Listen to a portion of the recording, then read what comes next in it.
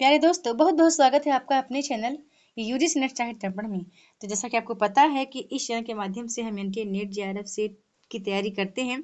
Friends, ये हमारा paper first है, जहां पर मैं आपको थोड़ा सा बताना चाहूँगी, अवगत कराना चाहूँगी कि टीचिंग एप्टीट्यूड यानी शिक्षण अभिवृत्ति से आपको किस तरह के प्रश्न ही सॉल्व करने हैं, ना कि कुछ आप नॉर्मली सामान्य से प्रश्न आप सॉल्व करें हो, मतलब आपको उसका ये खामियाजा भुगतना पड़े कि परीक्षा टाइम में 1-2% से रिजल्ट हमारा रुक गया। अभी से तैयारी करें, बेहतर तैयारी करें। और एक गुड न्यूज ये भी है कि हमारे यहाँ जो फर्स्ट पेपर की सीट थी वो फुल हो चुकी है, और अभी केवल सेकंड पेपर के लिए ही रजिस्ट्रेशन हो रहे हैं, है ना। तो जो इच्छुक अभ्यर्थी हैं वो सेकंड पेपर रजिस्टर कर सकते हैं केवल 2000 पे करके, ठीक है। बाकी फर्स्ट पेपर के लिए सीट फुल हो चुकी है। चलिए बात करती हूँ कि निम्नलिखित में से किसके संवर्धन से शिक्षण कार्य प्रशिक्षण और अनुबंधन से भिन्न है। अनुशासित अभ्यास, आलोचनात्मक चिंतन, स्थिर साहचर्य, तथ्यों में प्रवीणता। अब देखिए, जो नए विद्यार्थी हैं उनको दो शब्द बड़े अजीब लगते होंगे कि निम्नलिखित में से किसके, एक हो गया संवर्धन, दूसरा हो गया अनुबंधन। ये दो शब्द आ गए तो कहीं ना कहीं हमें अजीब लगेगा कि इसका मतलब क्या हुआ। तो फ्रेंड्स, संवर्धन का अर्थ है बढ़ना, ठीक है, बढ़ना, वृद्धि करना। और यहाँ पर अनुबंधन का अर्थ है दो किसी चीज में समानता बताना, समानता बताना। जैसे कि जानवरों के साथ रहते रहते हमारा भेदभाव कुछ उनके जैसे ही हो गया, है ना। तो दोनों में आपस में समानता बताना, तो वो हो गया अनुबंधन। संवर्धन हो गया बढ़ना, वृद्धि करना, विकास करना। अब बात करते हैं कि निम्नलिखित में से किसके संवर्धन में यानी किसके साथ वृद्धि करके शिक्षण कार्य प्रशिक्षण और अनुबंधन, अनुबंधन का हमने बताया कि दो व्यक्तियों में या दो चीजों में समानता बताना, कल्पना मतलब समानता ही बताना, है ना, से भिन्न है। अनुशासित अभ्यास, आलोचनात्मक चिंतन, स्थिर साहचर्य या तथ्य में प्रवीणता। तो यहाँ पर देखो, जो हमारा करेक्ट आंसर है वहां पर हमारा बी नंबर करेक्ट है, आलोचनात्मक चिंतन, ठीक है। अब आप कहेंगे कि मैम आलोचनात्मक चिंतन ही क्यों है, तो क्योंकि देखो अनुशासित अभ्यास जो है वो शिक्षण कार्य से के दौरान शिक्षण कार्य और प्रशिक्षण से मिलता जुलता है, ठीक है। स्थिर साहचर्य भी, तथ्य में प्रवीणता भी, लेकिन जो आलोचनात्मक चिंतन है वो यहाँ शिक्षण कार्य से थोड़ा सा भिन्न है, इसलिए हमारा ये आलोचनात्मक चिंतन चिंतन जो है हमारा यहाँ पर राइट आंसर होगा। ठीक है, आगे बात करती हूँ और आपको ऐसे ही प्रश्न सॉल्व करने हैं। कोशिश करें कि आप PYQ ही ज़्यादा लगाएं, और 2021, 20, 19 और 18 इसके आगे आपको इतना ज़्यादा पढ़ने की आवश्यकता नहीं है। बाकी कंसेप्ट क्लियर करना तो फ्रेंड्स नॉर्मल बात है, कॉन्सेप्ट क्लियर करना ही पड़ेगा। हमारा अगला प्रश्न बनता है कि निम्नलिखित शिक्षण विधियों के आलोक स्पेक्ट्रम में किन विधियों को संवाद परक माना जाता है। यहाँ सब कुछ सरल है। ये जो आलोक स्पेक्ट्रम हो गया ये आपको डाउट कर सकता है, ये शब्द जो है डाउट कर सकता है आपको, है ना। तो यहाँ पर हम देख लेते हैं, ऑप्शन है प्रयोगशाला कार्य, प्रदर्शन, अनुशिक्षण, समूह चर्चा, परियोजना, प्रोजेक्ट कार्य। तो यहाँ पर देखो हमें हमारे पास कुछ विकल्प दिए गए हैं जिनमें से हमें सही उत्तर का चयन करना है। हम थोड़ा देख लेते हैं कि निम्नलिखित शिक्षण विधियों के आलोक का मतलब क्या हुआ, किन विधियों को संवाद परक माना जाता है। थोड़ा सा बता दूं कि जो आलोक है तो ये संवाद परक शिक्षण विधि में, मतलब संप्रेषण विधि में इसका कार्य होता है, ठीक है। संप्रेषण विधि के अंतर्गत इसको लिया जाता है।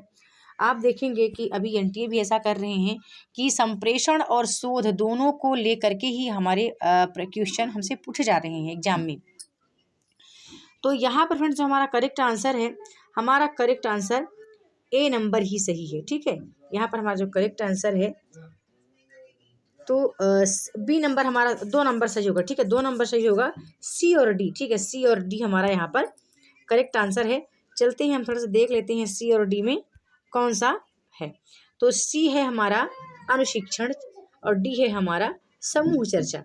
बहुत अच्छी बात है, क्योंकि हमने कहा कि जो ये संवाद परक या आलोक स्पेक्ट्रम है किन विधियों को संवाद परक माना जाता है, तो ये हमारे संप्रेषण विधियों के अंतर्गत आते हैं। तो संप्रेषण में अनुशिक्षण और समूह चर्चा दोनों ही आता है। प्रयोगशाला कार्य संप्रेषण की बात नहीं करता, प्रदर्शन संप्रेषण की बात नहीं करता, परियोजना प्रोजेक्ट संप्रेषण की बात नहीं करता, लेकिन समूह चर्चा और अनुशिक्षण दोनों ही संप्रेषण के अंतर्गत आते हैं। यहाँ पर हमारा C और D दोनों ही हम यहाँ पर हमारा ये 2 नंबर राइट आंसर हो गया। चलिए आगे बात करती हूँ। एक बड़ा ही बेहतरीन प्रश्न है कि निम्नलिखित, हाँ एक बात कहना चाहूँगी, सभी मित्रों को यदि क्लास पसंद आया करे तो प्लीज़ आप ढेर सारा लाइक कमेंट जरूर किया करें, उससे हमें मोटिवेशन मिलता है। कि निम्नलिखित में से महत्वपूर्ण व्यवहारों की उन विशेषताओं की पहचान कीजिए जो शिक्षण को प्रभावशाली बनाने में योगदान देते हैं। मैं बार बार कह रही हूँ, अभी आपके पास जितना टाइम है अच्छे से पढ़ें कि आपका फर्स्ट टाइम में एग्जाम क्लियर हो जाए। मतलब जितना आप मेहनत 2 साल में करेंगे वो मेहनत आपको 6 महीने और 1 वर्ष में ही कर लेना है। इसी सत्र में आपको जितनी जी जान लगा के मेहनत करनी है फ्रेंड्स कर लो, है ना। 2 साल 3 साल क्यों लगाना, ठीक है। ऑप्शन पढ़ती हूँ। हम यहाँ प्रभावशाली शिक्षण की बात हो रही है कि उन व्यवहारों, उन महत्वपूर्ण व्यवहारों या उन विशेषताओं की पहचान कीजिए जो शिक्षण को प्रभावशाली बनाने में योगदान बनाते हैं, है ना। यहाँ पर शिक्षण को प्रभावशाली बनाने की बात हो रही है तो ऑप्शन है कि पाठों की स्पष्टता, जिससे अधिगमकर्ताओं को विचार स्पष्ट किए जाते हैं, ठीक है। पाठों की स्पष्टता, तो क्या ऑप्शन ये होगा कि महत्वपूर्ण व्यवहारों की उन विशेषताओं की पहचान बता रहा है ये कि जो शिक्षण को प्रभावशाली बनाते हैं। तो ध्यान से देखिए, क्या पाठों की स्पष्टता और जिससे अधिगमकर्ताओं को विचार स्पष्ट किए जाते हों, या बी नंबर की ऐसी पूछताछ जिसमें उत्तर प्राप्त करने एवं आग्रहण संबंधित चेष्टा हो, ठीक है। ये तो बिल्कुल ना होगा, बी नंबर तो मेरे ख्याल से बिल्कुल ना होगा। फिर सी है कि शिक्षक कार्य अभिविन्यास जो स्पष्ट रूप से परिभाषित यूनिट के निष्कर्षों पर केंद्रित हो, है ना। आगे देख लेते हैं। आगे हमारा बनता है कि देखो यहाँ पर मतलब शिक्षक कार्य अभिविन्यास जो स्पष्ट रूप से परिभाषित यूनिट के निष्कर्षों पर, तो यहाँ कैसे व्यवहार का, एक शिक्षण के प्रभावशाली व्यवहार का पता इससे कैसे चलेगा, बिल्कुल ना चलेगा इससे। अधिगम प्रक्रिया में लगना जिसमें विद्यार्थियों द्वारा अधिगम में लगाए जाने वाले समय की समावष्टि हो, ठीक है। यहाँ देखो हमारा डी नंबर एक ऑप्शन मिल गया। एक हमारा ई नंबर भी है कि प्रश्न पूछना जिनमें तथ्य और अवधारणा आधारित प्रश्नों का समावेश हो, है ना। ई नंबर भी हमें मिल गया। और एक हमारा कि पाठों की स्पष्टता जिससे अधिगमकर्ताओं को विचार स्पष्ट किए जाते हों, ए नंबर हमारा। तो यहाँ पर ए डी ई हमारा करेक्ट आंसर है। तो हम देख लेते हैं, ठीक है। ए डी ई कहाँ पर है, ए डी ई हमारे पास दिख रहा कि नहीं दिख रहा, दरअसल बताना चाहूँगी। यहाँ पर हमारा जो करेक्ट आंसर है फ्रेंड्स, सी नंबर हमारा करेक्ट है। ए डी ई हमारा राइट, ए सी डी है, ठीक है। ए सी डी है ना, ए डी ई होना चाहिए था, ठीक है। ए डी ई होना चाहिए हमारा राइट आंसर, क्योंकि यहाँ पर भले मिस्टेक है हमारा टाइपिंग में। हमारा करेक्ट आंसर ए नंबर है, फिर हमारा करेक्ट आंसर डी नंबर है, ठीक है। डी नंबर है, फिर हमारा जो करेक्ट आंसर है वो ई नंबर है, ठीक है। ई नंबर है, तो ये हमारे राइट आंसर है। यहाँ पर थोड़ा सा टाइप मिस्टेक हुआ होगा, यहाँ पर ए डी ई होना चाहिए था, यहाँ पर ए होना चाहिए था, तो हमारा करेक्ट आंसर हो जाता। आगे बात करते हैं। प्रश्न है कि नीचे दी गई सूची में से किसी प्रभावी शिक्षक की शैली संबंधित प्रवृत्तियां कौन सी मानी जाती हैं। आप मुझे बताना, क्या पूरा अच्छे से एक्सप्लेन करना है या कुछ नॉर्मली बताते चले जाना है, क्योंकि यदि आपके कंसेप्ट इकाई 1 के क्लियर हो गए होंगे तो ये प्रश्न आपको बहुत अच्छे तरीके से समझ में आ रही हैं। हमें बात करना है कि किसी प्रभावी शिक्षक की शैली संबंधी प्रवीणताएं कौन सी मानी जाती हैं। देखो, बात प्रभावी शिक्षक की हो रही है, ठीक है। 2 ही लोगों को ज़्यादा पूछा जाता है, एक तो प्रभावशाली शिक्षण पद्धति, दूसरी अधिगमकर्ता से संबंधित अधिगमकर्ता के व्यवहार, है ना। बहुत बेहतरीन अच्छे प्रश्न आते हैं कि अच्छों के पसीने भी छूटने लगते हैं एग्जाम हॉल में, क्योंकि जब हमारा कंसेप्ट क्लियर नहीं होता तो हम तुक्का लगाने पर तुले होते हैं कि कौन सा लगाएं, AC लगाएं कि BC लगाएं कि DC लगाएं, है ना। तो वो वाली परिस्थिति ना आए, इसलिए मैं कहती हूँ फ्रेंड्स अभी ध्यान से पढ़ें। तो यहाँ पर चले देख लेते हैं। हमारा प्रश्न है कि किसी प्रभावशाली शिक्षक की शैली संबंधी प्रवृत्तियां कौन सी मानी जाती हैं। व्यवस्थित व्यवहार, जिसका अर्थ है क्रमानुसार स्पष्ट और नियंत्रणाधीन होना, ठीक है। अभी प्रभावी शिक्षक की शैली संबंधी प्रवृत्तियां या फिर विशेषताएं या योग्यताएं ही हमें बतानी है। दूसरा है साक्षरता, जिसका अर्थ है सामान्य तथा वाचन और लेखन में कुशलता। देखो, बात साक्षरता की हो गई तो ये इसको कट कर दो। तीसरा है आत्म सामर्थ्य, जिसका तात्पर्य है किसी व्यक्ति की किसी कार्य को निष्पादित करने की आत्म प्रत्यक्ष क्षमता। देखो, प्रभावी शिक्षक की ये जो योग्यताएं नहीं है जो कि वो आत्मसम्मान की बात करे, जब साक्षरता की बात हो वहाँ भी प्रभावी शिक्षक की शैली संबंधी प्रवणताएं उजागर नहीं हो सकती। फिर है नम्यता, जिसका अर्थ है संवेदनशील और मृदु होना, तो यहाँ हमारा डी नंबर सही है। अगला आता है मूल्यांकन और फीडबैक प्रदान करना। ठीक है, मूल्यांकन और फीडबैक प्रदान करना ही। अब हम देख लेते हैं क्या ऐसे हमारे ऑप्शन मिलते हैं। यहाँ पर एक ऑप्शन हमारा ए नंबर मिलता है कि व्यवस्थित व्यवहार, जिसका अर्थ है क्रमानुसार, स्पष्ट और नियंत्रणाधीन होना। ठीक है, ए हमें मिल गया, हमारा एक आंसर डी मिल गया। ठीक है, अब हम देख लेते हैं कि क्या है ना, ए और डी हमारा कहाँ पर सही है। ठीक है, यहाँ भी मेरे ख्याल से कुछ गड़बड़ी है। यहाँ पर आंसर के ये हमारी जो हमारे पास जो ये उत्तर टाइप हुए हैं, लेकिन जो हमारा करेक्ट आंसर है फ्रेंड्स, ए और डी ही सही है। ए और डी हमारा करेक्ट आंसर सही है। मैं आपको बता दूं, ए के साथ डी कहीं नहीं लगा हुआ है, ए के साथ बी है, इसको कट करते हैं और ए के साथ हम करते हैं डी, तो ए नंबर को हम करते हैं सही। हमारा ए नंबर बिल्कुल सही ऑप्शन है।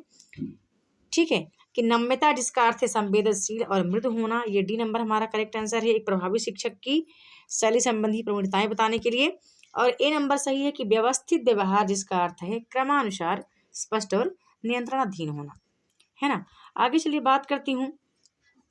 आगे हमारा अगला प्रश्न आता है कि यदि आपके विद्यार्थी की पहचान निष्पादन तत्परता स्तर की दृष्टि से अक्षम किंतु इच्छुक के रूप में की जाती है, तो उनके लिए निम्नलिखित में से कौन सी शिक्षण विधि को उपयुक्त माना जाएगा, है ना।